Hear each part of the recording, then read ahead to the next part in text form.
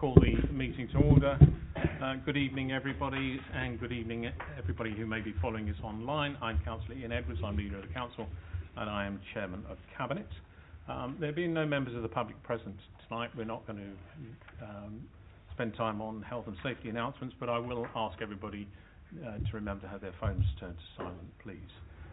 We'll get straight into the agenda. Agenda item 1, apologies for absence. Chairman, all Cabinet members are present. Thank you very much. And item 2, additional declarations of interest in matters before the meeting tonight. Are there any, colleagues? No. Thank you.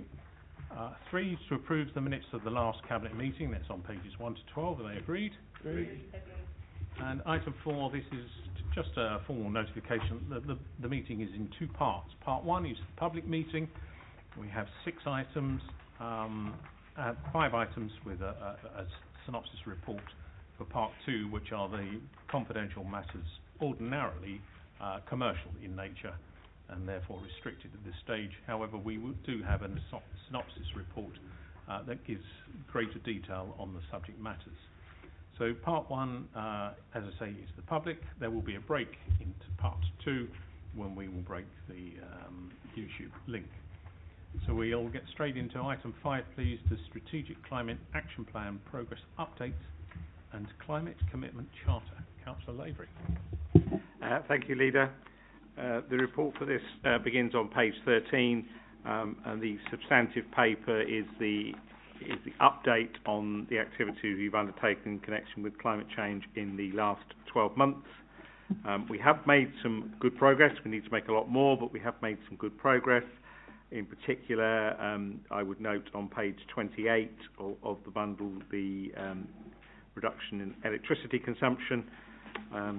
There is a slightly more concerning graph on page 30 of our gas consumption, but that really is, we were using estimated figures before and we're now using actuals.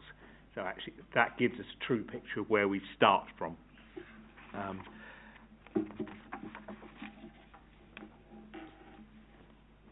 The report also contains actions, a long list of actions that we plan to take in the next 12 months to build on the excellent work that the officer team has already done to give us strong baseline information. We are also planning to be a signatory to the Climate Commitment Charter, which is partnering with our suppliers to reduce carbon impact and in particular to look at their carbon impact. This is being run as a West London exercise, and procurement are happy to join in that. So I would ask that Council notes the 3 recommendations on the top of page 14. Thank you very much. I welcome this report, and it's quite easy at this moment in time when there is so much going on in the world, and particularly so much pressure on people's lives, for some to believe that this is now a relegated matter. It's a secondary issue. We don't believe that in this council. This continues to be a matter of serious progress for us. Not only do we believe that it will benefit obviously our climate, but actually it will benefit our residents, and we're beginning to bend where we can our interventions to bring better support to residents at this moment in time. For example, by bringing forward as much as we can around our insulation of properties. There is much that we can do. There's much that we can reconfigure in light of the present circumstances. But it is absolutely critical that we keep this at the foremost of our mind, and I thank you. Are those recommendations agreed? Agreed. Item 6, the outcome of the consultation on the successful, sustainable, viable schools, infant and junior amalgamation policy. Councillor Bryant. Thank you, Leader. I'd like to propose the agenda item 6, the infants and junior schools amalgamation policy.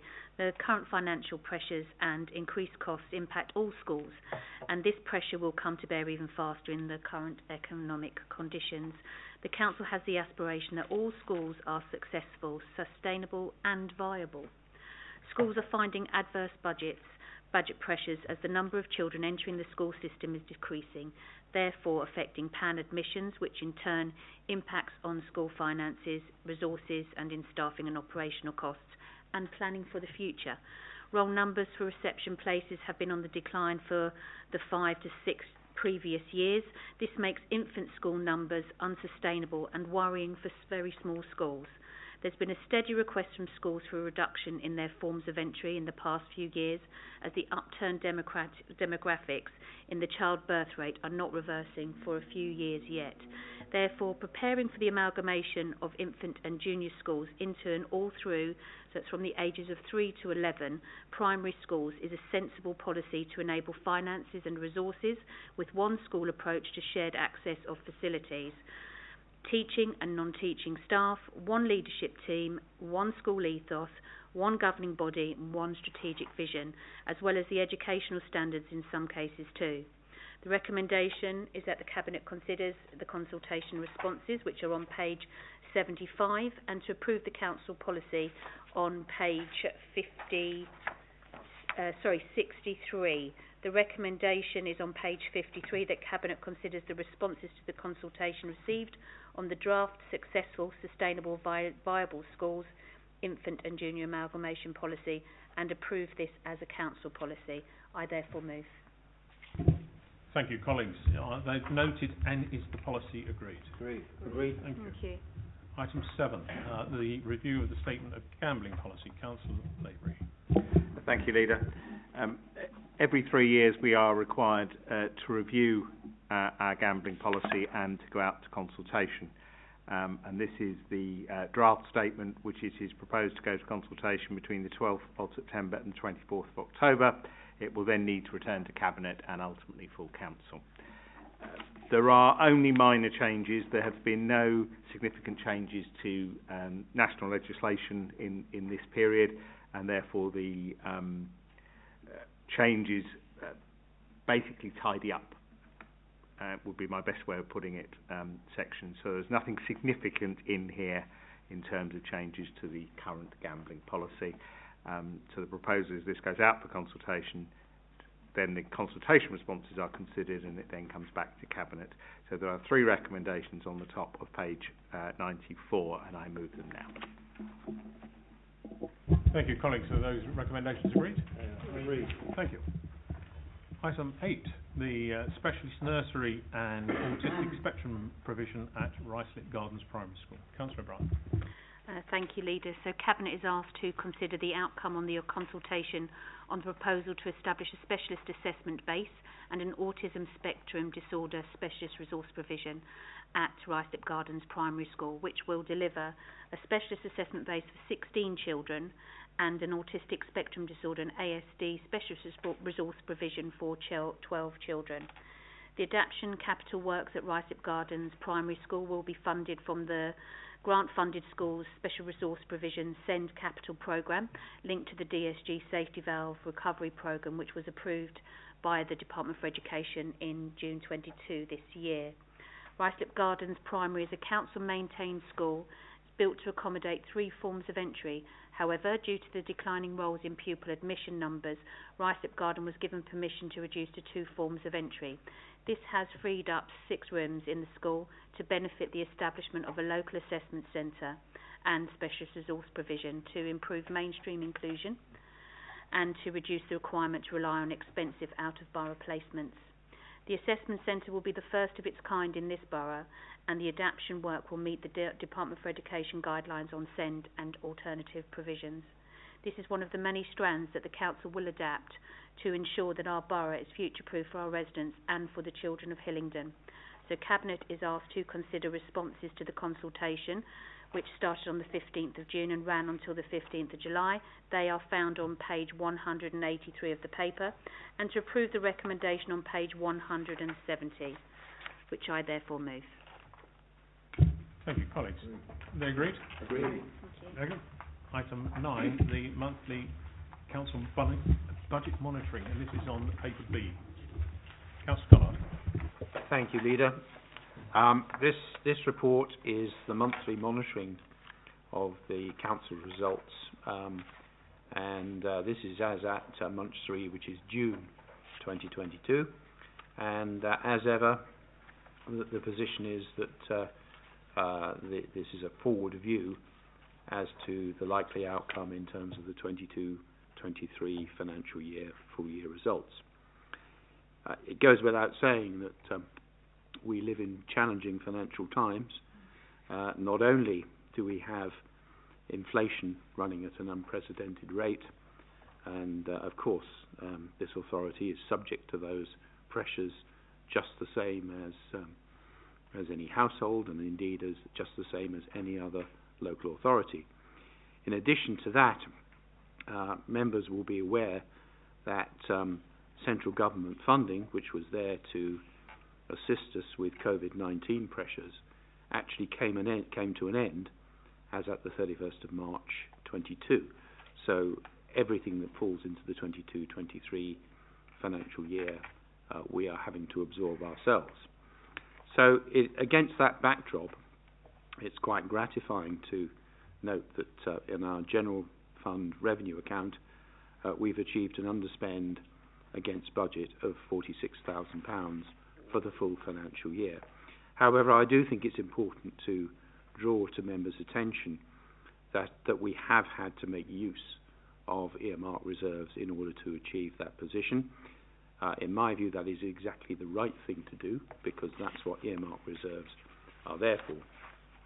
Just picking up one or two other things, we have a savings programme, and of the £13.3 million worth of savings projected for the 22-23 financial year, £6.5 million worth of those savings are either banked or on track for full delivery, with another £5.9 million being tracked as an earlier stage of delivery. Once again, we have just short of £1 million worth of savings which are at risk, and this is due to some of the issues that we have had with a new leisure management contract which is in place across our leisure facilities. Turning to general fund capital, we have an underspend of £23.6 million against our capital budgets. That's largely due to the rephasing of capital expenditure. Looking at our dedicated schools grant, we have an overspend against budget of about £183,000.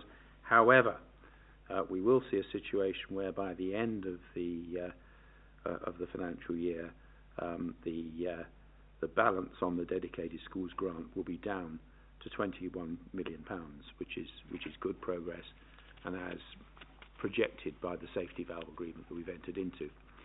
The housing revenue account continues to be in good shape, and we're forecasting an £8,000 underspend for the year.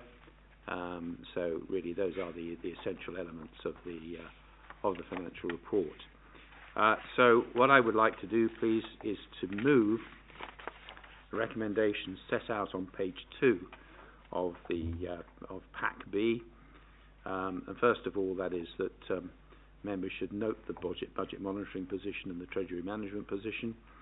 And secondly, on page 24 of the pack, we have a number of minor, I would say, financial recommendations, items A to G, which are set out on page 24, which are fully explained, and so I therefore move those items, Leader. Thank you. Thank you very much, Councillor Collard. As always, it is good to receive a Cabinet report that forecasts that we will come in underspent at the year. It is recognised, of course, that in these exceptional circumstances we are making use of the reserves that had been built up in the past expressly to cover these sorts of events. It is a challenging time, and it is challenging for all of our staff, but particularly our finance officers who are wrestling with this. So please take my thanks back to your officer team for the work they're doing. Colleagues, are the recommendations as set out over the 2 different pages agreed? Agreed. Thank you. The last item in the public section, item 10, is the public preview of matters that we are considering in part 2. And this is for information for residents to provide as much transparency as we possibly can of those issues that will now be discussed in part 2 of our meeting. I'm now going to ask that we move to part 2 and break the link. Thank you.